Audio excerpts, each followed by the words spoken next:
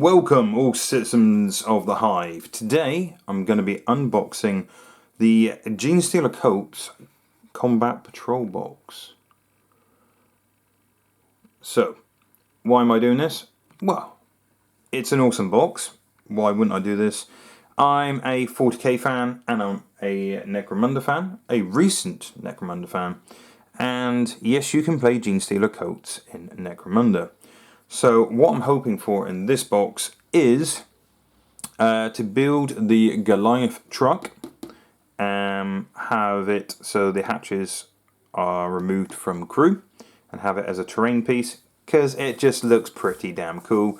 Reminds me of the original Total Recall film with the drilling gear on the front of a truck slamming through a rockcrete wall. That'll be pretty cool. I just look forward to painting these models because I've loved these guys for years and years and years. The hybrids, way back when I first started in 2nd edition, were very bulbous head looking models, kind of goofy, but I love them, and I always said if they ever bring the hybrids out as a Genestealer Colt itself, I would pick them up. So I have resisted for some time, so I deserve praise for that.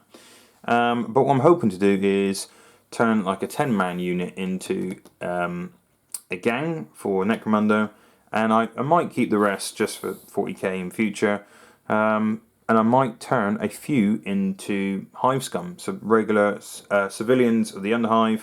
So I thought it'd be fairly easy to do. A few models do need to be a bit more humanized, I guess.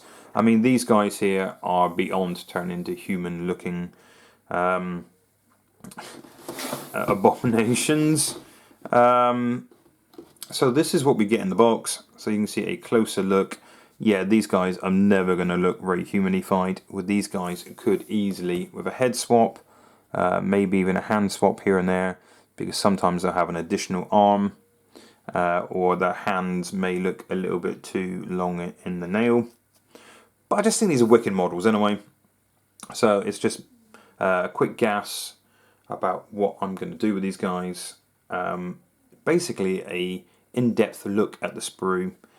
But yeah, they are such fun models. I mean, closer inspections, yeah, you've got like hammers and things like that, which always look cool anyway. But the fact that that looks like a road sign and it's got a chunk of concrete or something, or rock at the base of it, so he's literally just yanked it out of the ground, I think it looks quite fun. I do like rock cutting saws, so that guy there just looks menacing.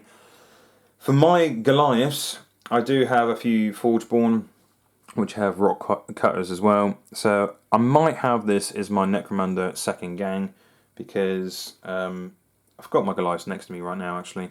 That's on a magnetized tray, and I've still got more Goliaths to paint, probably that many more again, so I probably have enough Goliaths to get on with. And I've got loads of different weapon options because I'm thinking further down the campaign. We haven't even started the campaign yet. We've just played a few practice games to get back into it, to refresh ourselves before making complete fools of ourselves. So I've got Hive Scum models, I've got models for down the line, so if I need a better weapon, I've got an option for that. I mean, I could always magnetize, but I didn't. So not only am I thinking miles ahead down the road, so if I get any injuries, I've got eye patches and things like that. Leg splints for when I take leg injuries. I'm also thinking about my next gang for my next campaign, so I'm thinking miles down the road. Basically an excuse to collect another gang, and they just look pretty damn good fun. So I know Ian Henderson, Hendy Badger online, who's pretty much got his grubby little badger mitts in every single Necromunda pie out there. He's been in Necromunda for years, way deep in Necromunda lore.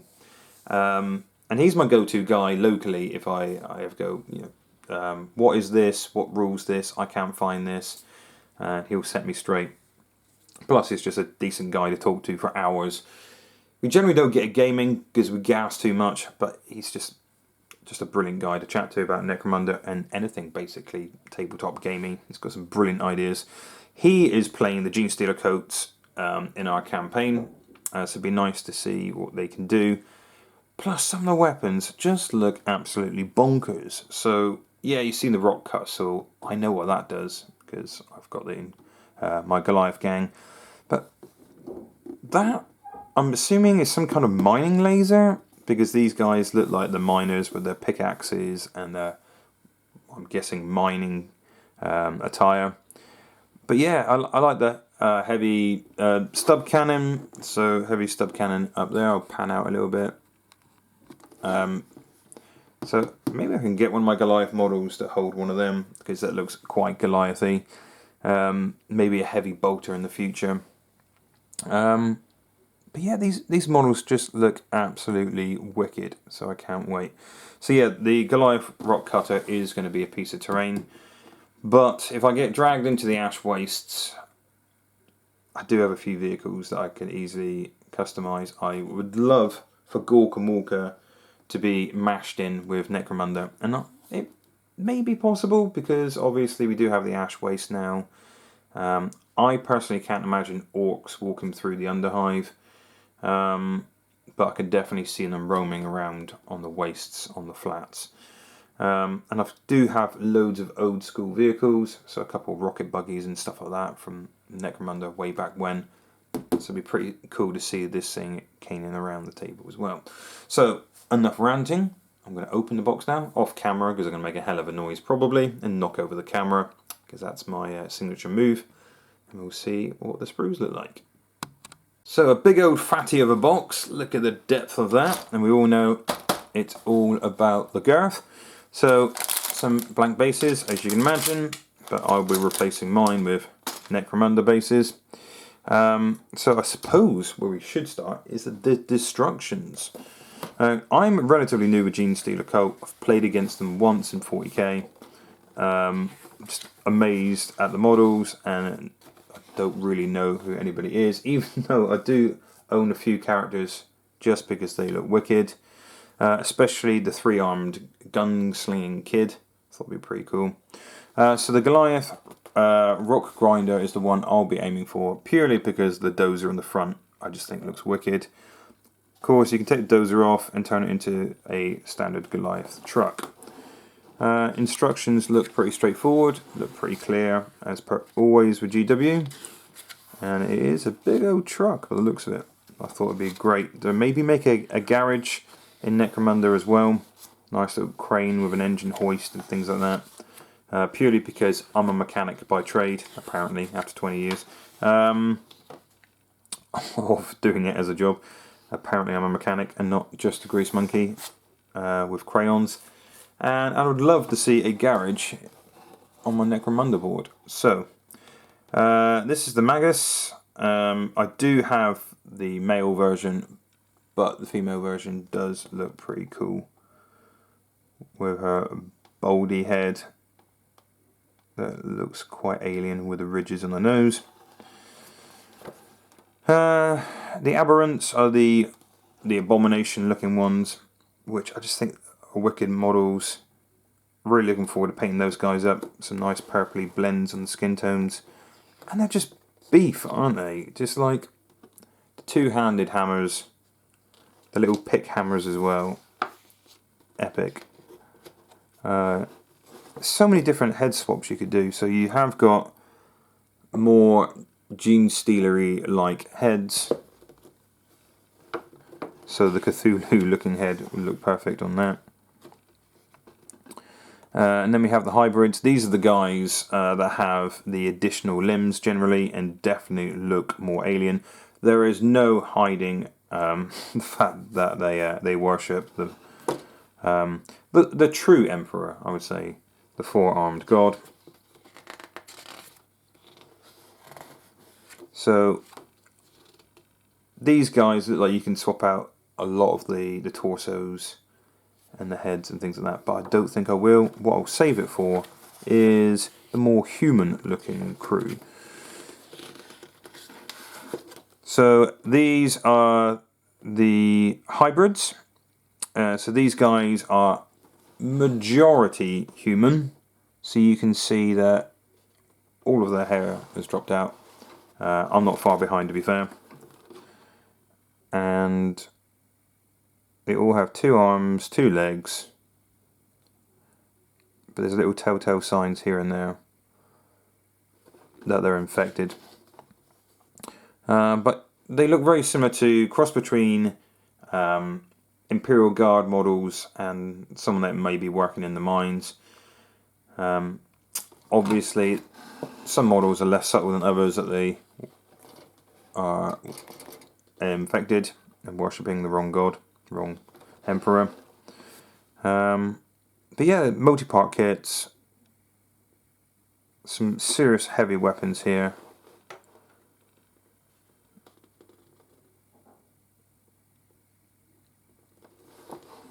Just there.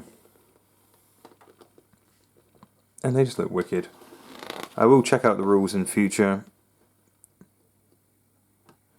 And it looks like they've got some web guns as well. And I've been on the receiving end of web guns recently when we're practicing for our campaign against Delac. So Kevin, I've been playing against recently, has been capturing quite a few of my Goliath. So when it actually comes down to the campaign, yeah, it'd be interesting to see what happens. If he's going to sell my Goliath back to me, or just mince him up for meat. But no, it's a lovely looking kit. And I will go through the options at some stage. So this is the character Magus, Kinky boot. Not that you want to go anywhere near her, I suppose. So yeah, she's got a hand on the skull there. That looks pretty cool. Yeah, you do not want to cross this woman. So it looks like she's got a hand on a dagger, a hand on the staff, or a hand on the skull. So you do have a little bit of options there. Look at the size of those hammers. But like I was saying, he always needs multiple hands to hold the massive chunk of concrete on the end of a road sign. You can even see there, that guy has 2 left feet. Literally. Wonder how he dances.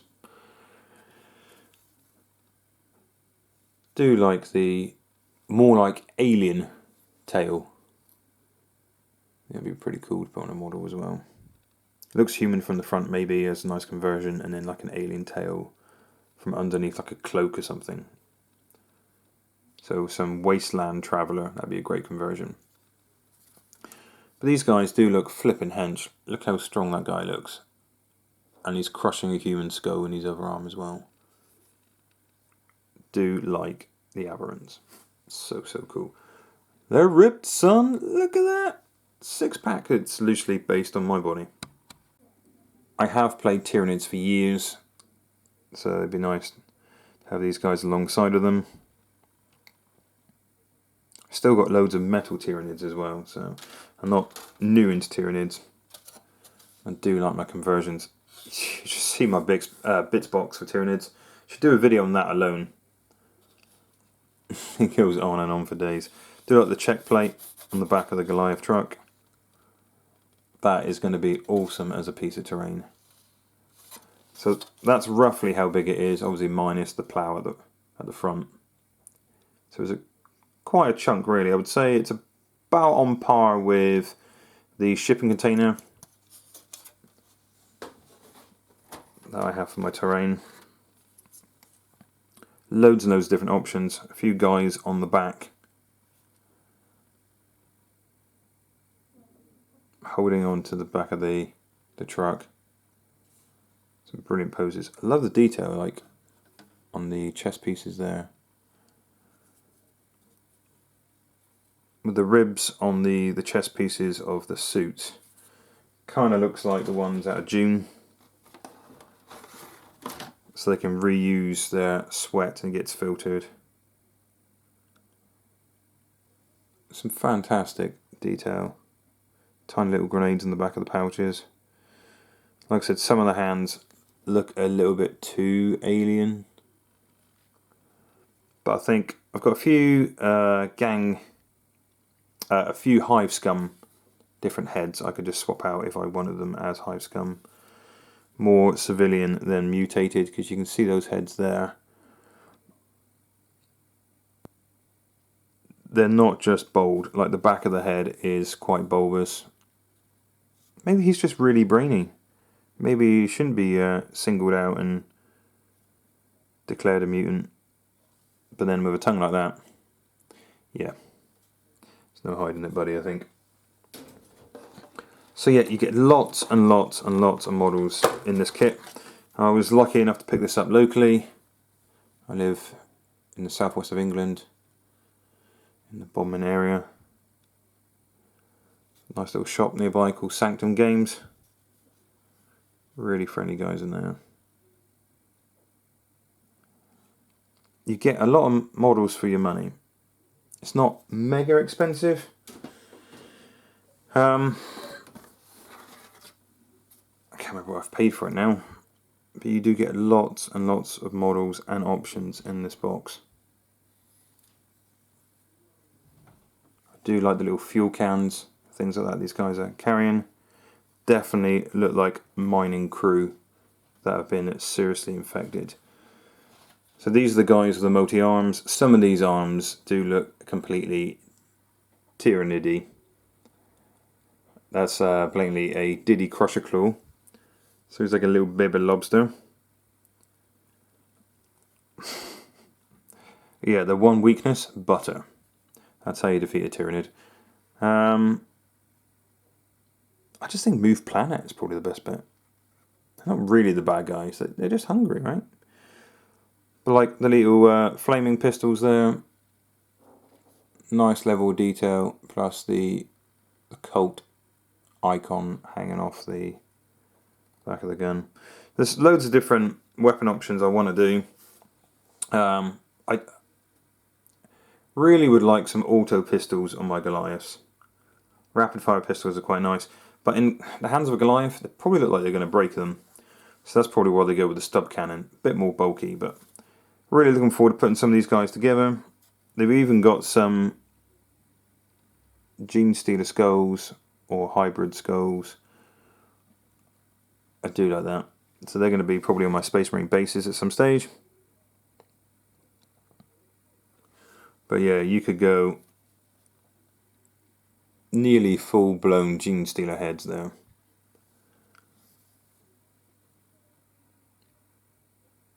These guys are one step away from being the full deal. Now that is nice. Not for the guardsman, but I just meant to stick on a base of a model. An Imperial Guardsman skull and helmet. It's the nice little details like that that really make these kits worthwhile. And look at all the different head options. You're never going to get the same guy twice, are you? And I know these guys aren't exactly uniform and symmetrical with a multi-arms. But it's such a good kit. Such a good kit. All the weapons choices. So lots of shotguns. Lots of auto guns, auto pistols. Some flamers.